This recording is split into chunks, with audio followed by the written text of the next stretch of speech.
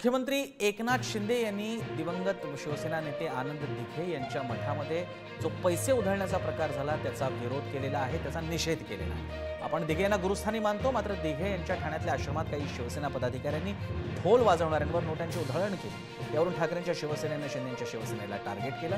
दरम्यान या प्रकरणी संबंधित शिवसेना पदाधिकाऱ्याची पक्षातून हकालपट्टी करण्यात आली। बघूयात काय घडलं नेमकं। नंदू गोरुले साहेबांचा नंदू म्हणायचे, साहेबांचं 85 ते 95 पर्यंत साहेबांचं पत्रावर मी सांभाळत होतो, केवळ पत्र लिहित नव्हतो तर साहेबांचे संदेश किंवा काही वेळेला साहेबांच्या मुलाखती देखील मी दिलेत, ते भाग्य मला लाभलेलं आहे। आणि साहेब त्यावेळी असायचेच, यांचं मार्गदर्शन आम्हाला असायचंच।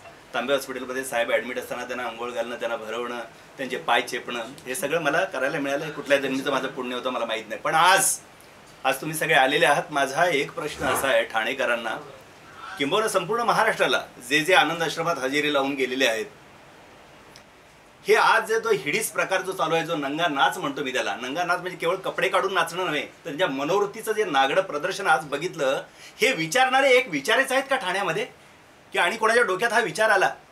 सगळेच वश झालात का त्यांना पैशाला? माझ्या साहेबांना तुम्ही पैशाने ओवाळताय। तुमच्यासारखे 50 मुख्यमंत्री पद आम्ही साहेबांच्यावर ओवाळून टाकू। एक आदर्श वस्तुपाठ प्रत्येक सणांचा, हिंदू सणांचा, मराठी सणांचा आदर्श वस्तुपाठ म्हणजे ठाण्यातल्या आनंद दिघेच्या आनंद दिघे कार्यालयामध्ये बघितलं जायचं, आमच्या आश्रमाकडे टेमी नाक्याकडे पाहिलं जायचं। त्याचं आचरण, त्याचं अनुकरण इतर महाराष्ट्रभर व्हायचं, देशभर व्हायचं, देशातली माणसं तिथे यायची। आणि आज तुम्ही सांगताय साहेबांनी ही परंपरा पाडली। साहेबांच्या नावावर काय काय खपवता? एवढा पैसा तुमचा मोठा झाला की माझ्या साहेबांना तुम्ही विकत घ्याल? एक उदाहरण देतो तुम्हाला। विठ्ठल गबाजी कापूसकर नावाचे एक बिल्डर होते, जे एक अक्षरशः मराठी उद्योजक, त्याने आत्महत्या तरी केली असती किंवा तो दुबईला पळून गेले असते। अशा माणसाला साहेबांनी वाचवलं, एका मराठी उद्योजकाला। आता याच्याबद्दल कृतज्ञता म्हणून साहेबांना काय द्यायचं? त्यांच्यासोबत माझा भाऊ होता, तो त्याचा मित्र, ते म्हणाला काय साहेबांना तर काय द्यायचं नाही बाबा, ही डेअरिंग करू नको। तर म्हणाला काहीतरी मला द्यायचंय। एवढा मोठा सोन्याचा पेन त्यांनी दुबईवरून आणला। साहेब समोर बसले, ते मी साक्षीदार आहे, कारण मी अहोरात्र त्या साहेब ऑफिसमध्ये असायचो साहेबांच्याकडे। ते आले, साहेब असे बसले, ते साहेबांच्या पाया पडले, साहेब तुम्ही मला वाचवलं, ही सही करायला एक छोटंसं पेन घ्या, गोल्डचं आहे। साहेबांनी असं बघितलं, ज्याकडे पेन घेतलं, बाजूला ठेवलं, ते पाया पडून निघून गेले। समोर मुलं होती ज्यांना आम्ही वह्या पुस्तकं वाटायचो। तुम्हाला माहित आहे दिघे साहेबांच्या ऑफिसमध्ये जुन्या लोकांना माहित असेल कशा रांगा लागायच्या क्रिकेटचं साहित्य घ्यायला, वह्या पुस्तकं घ्यायला। त्यातल्या एका मुलाला त्याने असं बोलावून घेतलं, सरळ पेन उचलून त्याच्या हातात देऊन टाकला, गोल्डचा पेन। इतका निर्मोही भीष्म होता तो। त्या माणसाला कसलं आकर्षण, कसला मोह होता। त्यांच्यासमोर तुम्ही पैसे उधळता आणि आता सांगता साहेब पराभूत जाऊन शिष्य झालं। अरे पैशामध्ये तुम्ही मोजता, राजकीय यशावरती तुम्ही दिघे साहेबांचं मोजमाप ठरवता। अरे आज हे वाघ एकच आहे ना, हाच तुम्हाला चॅलेंज देतोय। आज अख्खा संबंध महाराष्ट्रामध्ये, ठाण्यामध्ये एकच चॅलेंज देणारे राजन विचारे म्हणून यांचंच नाव पुढे येत आहे।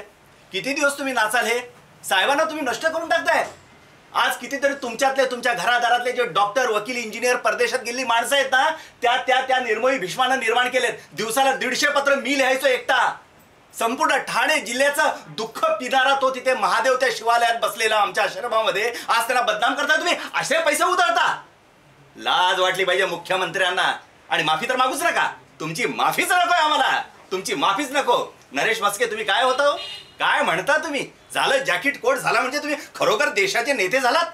आज संपूर्ण ठाणे संपवलं तुम्ही, ठाण्याला बदनाम केलं, ठाणेकरांना बदनाम केलं।